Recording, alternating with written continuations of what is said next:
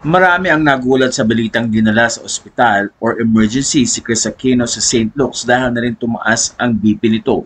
Kaya naman marami ang nag-alala at nagtanong kung ano ang kalagayan ngayon ni Chris Aquino. Sa kwento ng kanyang kaibigan na si Dindo Balares, doon ay nagbigay siya ng update dahil na rin sa patuloy na paglabas ng mga balitang patay na di umano si Chris Aquino.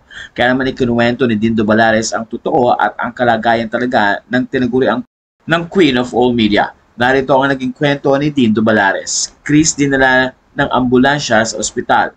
May bad news at may good news. Unahin na agad natin ang bad news para happier ending tayo later sa good news. Last Saturday, 5 ang tumawag at nagtanong, 4 na mga kaibigan sa press at auntie ko ang isa pa.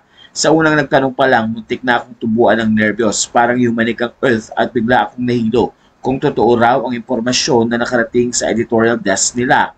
Si Chris Aquino raw dead na. Paano hindi ninervyusin, ilang araw kaming di nagkontakan ni Chris after ng successful surgical procedure sa kanyang blood clots. Kasi okay naman na, unlike pag may emergency or critical situations na kailangang nakaantay o nakaalalay. At dahil successful nga ang operasyon, ay nakakabawi na si Chris ng lakas pero patuloy pa rin ang hiling ng panalangin. Ayon sa kwento ni Dindo, sinabi ko ang kumakalat na death hoax sa ilang diaryo.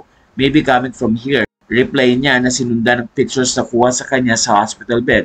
You know, my BP was going crazy, my WBC waiting for my doctors to explain. Nagsend siya ng photos kuha sa resulta ng kanyang blood pressure monitor.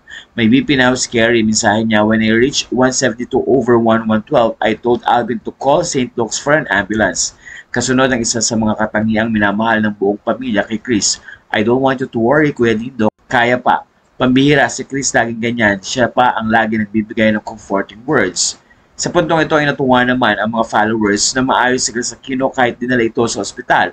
Ang mahalaga ay nakaantabay ang kanyang mga kaibigan at patuloy ang tumutulong kay Chris kung anuman ang kailangan nito.